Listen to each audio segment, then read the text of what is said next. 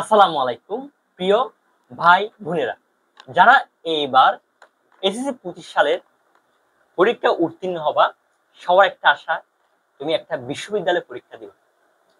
ঠিক বলছি কিনা? অবশ্যই।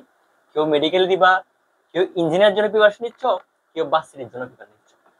এখন তোমার কিভাবে প্রস্তুতি নেওয়া উচিত, কিভাবে তোমার আর 2-3 মাস পরে তোমাদের বিশ্ববিদ্যালয়ে পরীক্ষা শুরু হয়ে যাবে, বিশেষ করে নভেম্বর থেকে তোমাদের এক্সাম শুরু হয়ে যাবে। তো তুমি প্রতিটা দিন যাচ্ছে মানে তোমার সময় চলে যাচ্ছে। কত হাজার স্টুডেন্ট পরীক্ষা দিতে পারে? প্রায় 6-7 লাখ স্টুডেন্ট তোমার বিশ্ববিদ্যালয়ের প্রস্তুতি নিবে।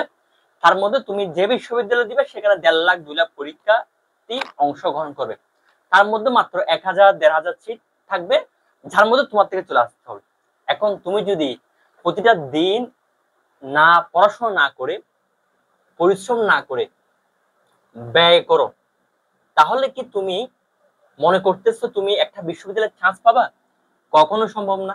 কারণ যারাই পরিশ্রম করে তারাই বিশ্ববিদ্যালয়ে টিকতে পারে।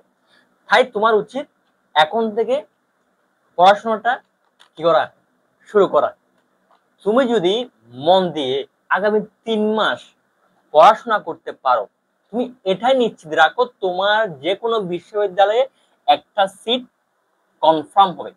যদি তুমি রেগুলারলি পড়াশোনা না করো, অর্থাৎ তুমি প্রথমে কয়েকদিন 6-7 ঘন্টা পড়াশোনা করলা, বই আনার পর তোমার কি একটা উচ্চ আকাঙ্ক্ষার কারণে তুমি কয়েকদিন পড়াশোনা করলে, তারপর থেকে তুমি আর পড়াশোনা করতেছো না। তুমি কি ভাবতেছো তুমি অনেক পড়াশোনা করে ফেলছো বা এক্সামের কয়েকদিন আগে পড়াশোনা করে তুমি একটা ভার্সিটিতে একটা সিট কনফার্ম করবা?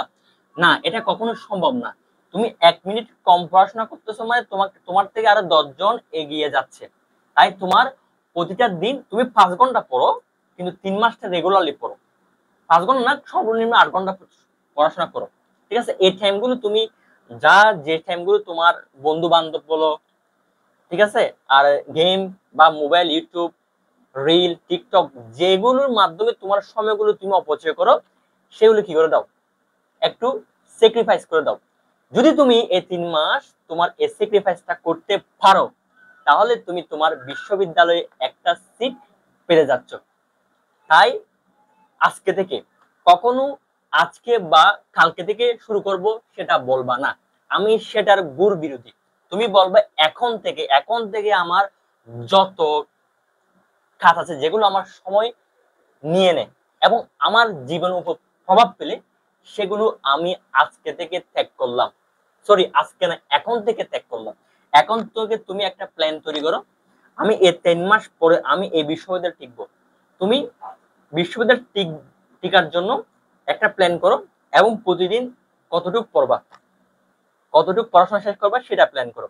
অর্থাৎ আমার একদিন একটা প্ল্যান থাকবে, আমি সেটা শেষ করব, ডু অর ডাই।